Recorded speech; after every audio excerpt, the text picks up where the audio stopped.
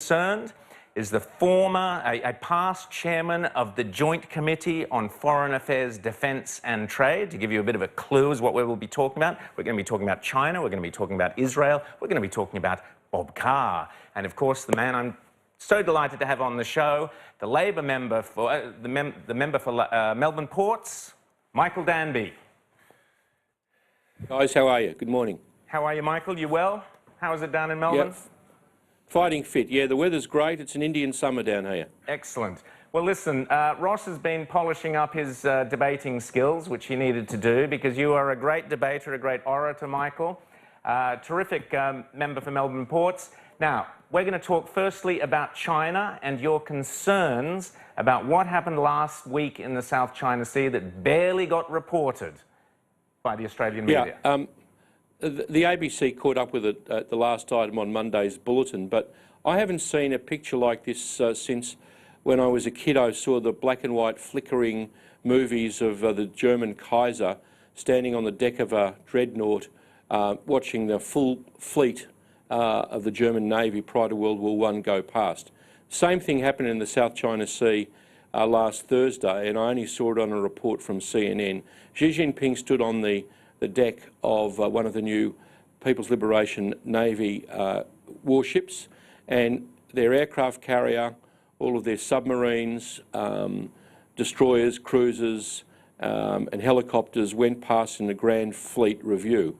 Now, to do this in the South China Sea and to then do live fire exercises in the Taiwan Strait, there's nothing to panic about, but it does show that China's moved from the state of economic growth to assertion of its military potential. And we saw during the week, as if to reinforce my point, we've been talking about this earlier in the week, Rowan, so I didn't know this was going to happen, that 3 Australian ships on their way to a manoeuvre off Vietnam had a confrontation with the Chinese Navy on the high seas.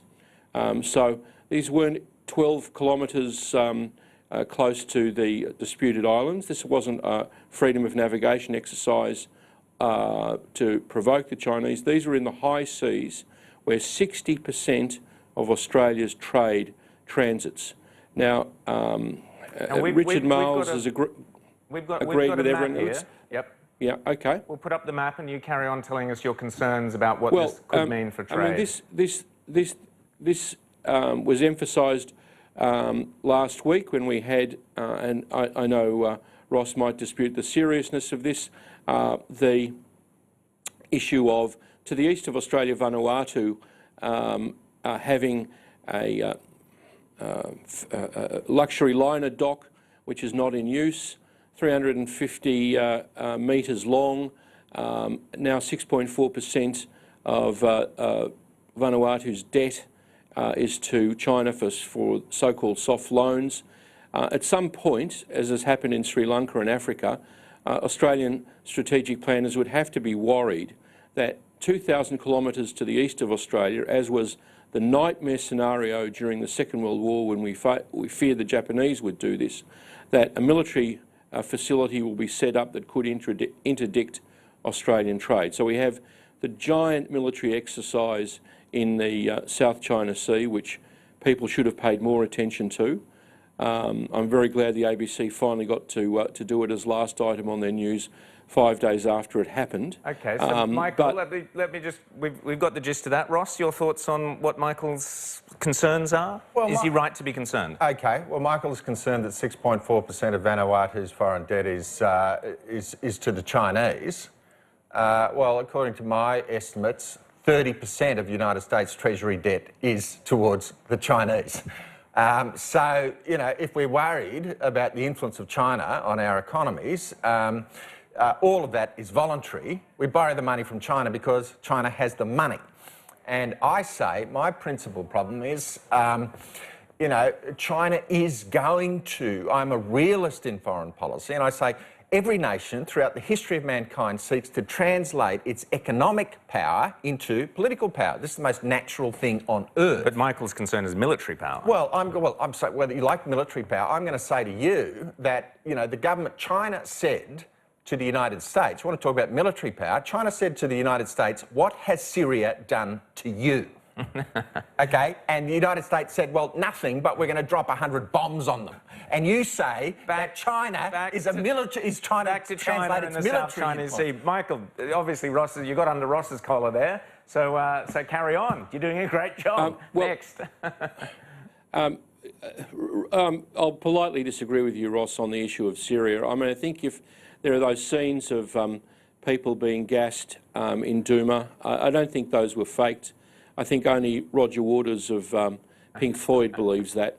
Okay, well, the legal staff of the Bundestag in Germany has just made a statement that they were entirely counter to international law, and not least because they have provided no evidence of the source. And the Spies laboratory, as reported on Outsiders this morning, says they are unable to say what the source was. The only chemical they have identified was patented in the United States in 2015. So I'm not sure where you get your confidence about who the source was. If the laboratory who examined it can't tell us what the source was.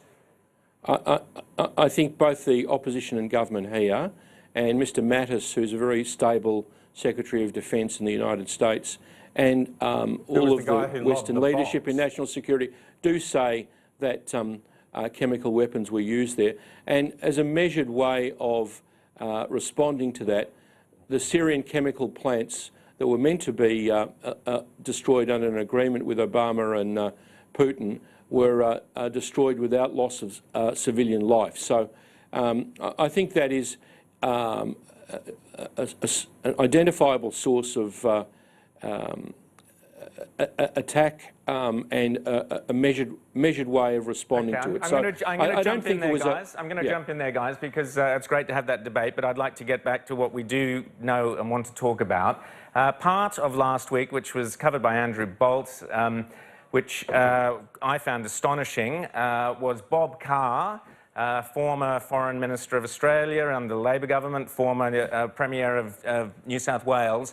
Bob Carr coming out. We're just going to have a quick look, Michael. This was Bob Carr talking to a Chinese audience about basically slamming the democratically elected leader of the free world, whilst placing the mantle, if you like, the crown of leader of the free world onto a communist, arguably dictator. Let's have a look. I was impressed by his leadership for the world. America has given up leadership. It's got a very erratic president. But China was saying, we stand for open economies, for more trade. But in the meantime, the Chinese people see their leader as more responsible than the American president. They see China cast in the role as global leader and America looking irresponsible. So this being the Donald Trump show, we obviously take exception to Bob Carr's slamming of Donald Trump as being irresponsible and all the rest, when in fact Donald Trump has done more to bring the North Koreans to the table, done more positive things to boost the world economy through the American economy, make America great again. Michael, what did you make of Bob Carr's well, I don't think praise? since Federation Rowan, that there would have been an obsequious speech to a totalitarian foreign power. But fancy the former Social Democrat not saying anything about Xi Jinping assuming dictatorial powers against the practice of the Communist Party in China previously, which only had 2 terms for the leader. Fancy him not saying anything about the rights of minorities. Fancy him not raising issues of strategic concern, even though we might favour, as Ross and I both do, Chinese investment in Australia, above board, transparent. We shouldn't be afraid of Chinese capital. It's coming in here. We're a capital poor country. We need it. But not to say anything about the nature of the Chinese leadership, doing that obsequious interview on China television. I met Rabia Kadir, the leader of the Turkic Muslim people in the west of China, whose minority rights are guaranteed under the Chinese constitution, but who are being robbed and trashed just as the Tibetans are. And I speak up for them, and I would expect a former Foreign Minister of Australia to be decent and say something about that too. Terrible interview, shocking. It'll haunt him Ross? till the end of time. Well, many things should be haunting Bob Carr till the end of time. Ross, what do you make of, here we have, are you on the Bob Carr side, that Trump's rubbish now, he's no good, Xi Jinping's our man? Where do you sit on the subject? Well, I think it's a very important question, and I'm glad we're arguing about it. I regard Trump as kind of leading the fight back in the West as what, in favour of the Enlightenment, the Western tradition. But we have to accept the fact that under the Obama-Clinton aegis, and to some extent previously under George W. Bush's adventurism in the Middle East, where the US foreign policies go in and shoot up the joint and then just leave and just watch chaos emerge on the whole operation, we've got to be honest. Okay, we have to be honest about what's happening in China. If we want to go back to federation, I'd say, well, 1901, the very first bill introduced to the federal parliament by the Australian Labor Party was to ban Chinese migration into Australia under the White Australia policy. Now, does Labor still clearly support that's not our view that now, policy? though, That's not our view. That's not our view. Okay, good. I'm glad we clarified that, because I'm not quite sure, judging from the rhetoric coming out of Canberra at the moment, which seems designed and calculated to destroy Australia's relationship with China. They've just turned off our capacity to export 600,000 tonnes a year of recycling into China. Now, that's just one little detail. Now, if China decides that they wish, in response to the language of Maurice Payne, who says we support General Mattis's view that China is the greatest strategic threat to Australia and to the West, if we're going to treat China as a strategic threat, it ought not to surprise us when they respond by being less cooperative than we might have hoped from our number one external direct investment partner, our number one source of tourism, our number one source of foreign students. Now, China has the capability to switch off the tap on all three of those things instantly. Michael? And according to the rhetoric Ross, which we are rolling out, I think we would basically deserve it if they did. Right, Michael? I agree with you that we have to have measured language, but you wouldn't support the interdiction of Australian ships in the South China Sea and on the high seas.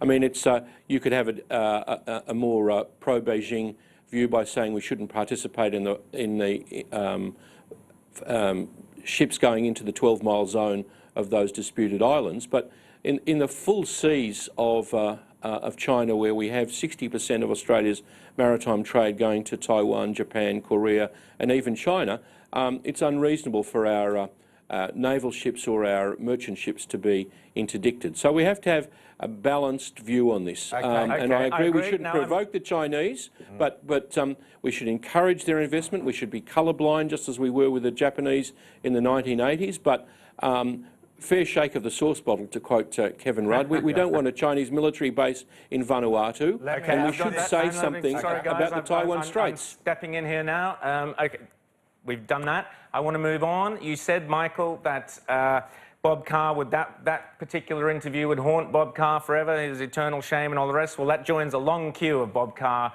misdemeanours in my point of view, this being the next one of them. Only last week, Bob Carr tweeted out how he was going to do a speech at the Palestinian, whatever it is, bringing back something, you know, all the right of return thing.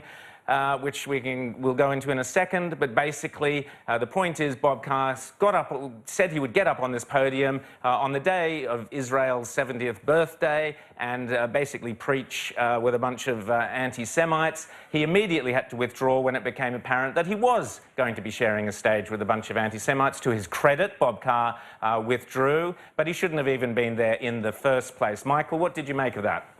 Well, I can't imagine the attraction in he doesn't drive, in someone schlepping him out to Campsie to speak to an organisation that very clearly is opposed to Israel's existence, called the Al-Quds organisation, and supporting, the topic was supporting the right of return, which is, you know, not the two-state solution that both sides of Australian politics support.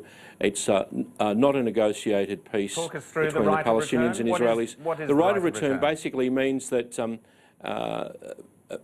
Palestinians who live in Lebanon, Syria, Jordan and Gaza would go into Israel proper and undermine the existence of the Jewish state without necessarily setting up a Palestinian state next to it. So So you they mean have an a right Islamic of state return. over all of Palestine? Right, so they have a right of return because of their grandparents or great-grandparents or whatever, which doesn't apply to That's any right. other refugees anywhere in the United Nations Convention of Refugees. But they claim, Well, the descendants of Palestinians claim they have the right to go and live in Israel, which would swamp Israel and finish Israel off, correct? So certainly not to the Germans who had to return from northern Czechoslovakia after the end of the Second World War. All of these refugee issues are handled like the Muslim Hindu exchange in Pakistan and India. Realistically, because we can't upset the states that exist now. Israel's just enjoying its 70th birthday. I've never seen celebrations like it. It's truly one of the happiest, most joyous and vital countries in the world. And I don't think actually, Rowan and Ross, that they even notice that Bob Carr exists, let alone that, that he's condemning them. Well, let me say, yes, Bob Carr did the right thing by withdrawing, and he apologised or said whatever he had to say. But the point is, Ross, and this what it goes to a shows deeper was that, thing. Yeah. Sorry, I was going to say. It shows that that the organisation was committed not to the existence of Israel. When he had it pushed in front of his nose that this was an organisation that was opposed to their existence, he was forced to withdraw. Yeah. Now, the reason I'm going to say here, it's your party, Michael, but the Labor Party in Britain. So the concern here, Bob Carr and others within the Labor Party have flirted with this kind of very ultra-pro-Palestinian stance. Not accusing them of being anti-Semites, but people can draw their own conclusions. What I am saying is that in Britain, currently at the moment, we are seeing a massive tearing apart of the British Labour Party on the question of anti-Semitism. Michael, I'm going to get your views on that in a second. But first of all, here is John Mann, an MP in Britain, talking about what has happened, Ross, over the last couple of weeks since all he did was join a march saying enough is enough, we've had enough anti-Semitism in the Labour Party in Britain. Here's him speaking in Parliament about what then took place. But worse than that, explicitly targeting Jewish members of the Parliamentary Labour Party because they are Jewish. That is what is going on at the moment.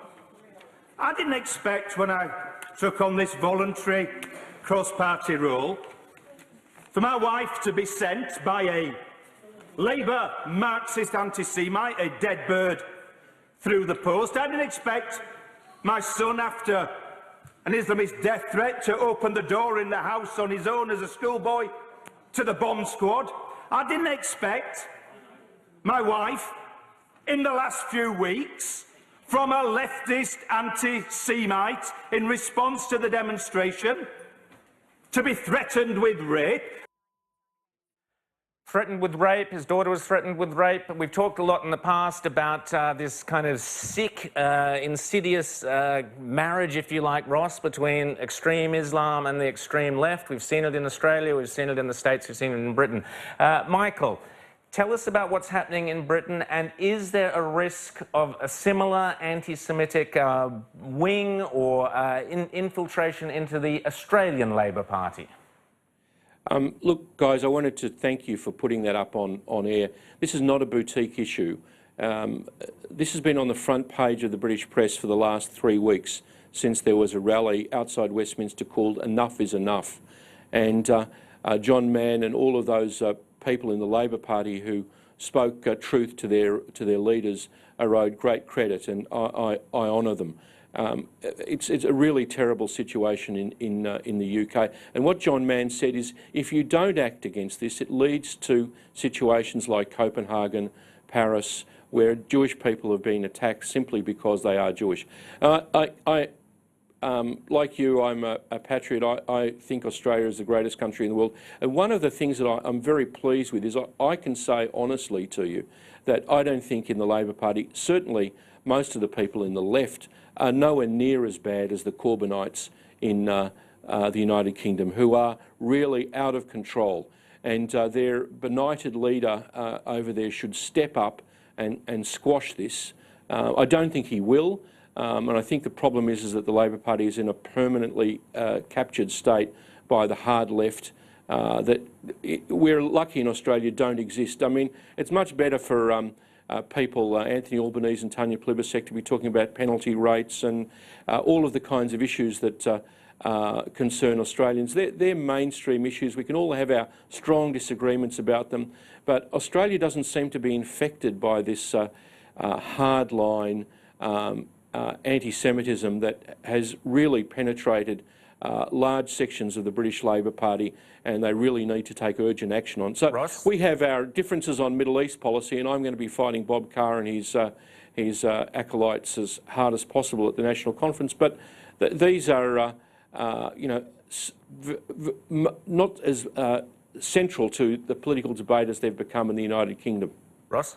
Yeah, well, Michael and I are in furious agreement on this subject. And notwithstanding the fact that, you know, I was the founding chairman of the Australian Parliamentary Friends of the Palestinian Authority, because partly I had this sort of almost naive hope. Kept that one quiet. We, in our generation, having watched the complete failure of peace in the Middle East, that I should at least make some effort, you know, to try. But what I discovered, basically after the Camp David result, when Yasser Arafat rejected Ehud Barak's offer, which I thought was the best, most sincere, most comprehensive offer that Israel could ever make. When it was rejected, I came to the view that the Palestinians did not want peace, and that it was a waste of time, therefore, to go along with a charade that we are interested in peace, when in fact the prime motive was to destroy the nation of Israel. So I am in fulsome agreement with Michael Danby on this. And if we believe in diversity of opinion, we should say to the Arab world, can you please just carve out a little space, you know, about smaller than the size of Tasmania, for someone who has a different opinion to you to exist? That's what we're Well, after. we've had our own Camp David here today. Ross and Michael Danby in furious agreement at the end of the show. Michael Danby, thanks so much. Always great to have you on Outsiders. You're a terrific member of the Labor Party, and we look forward to seeing you soon. Thanks, guys, for raising important issues which sometimes don't get debated elsewhere. Thanks, mate.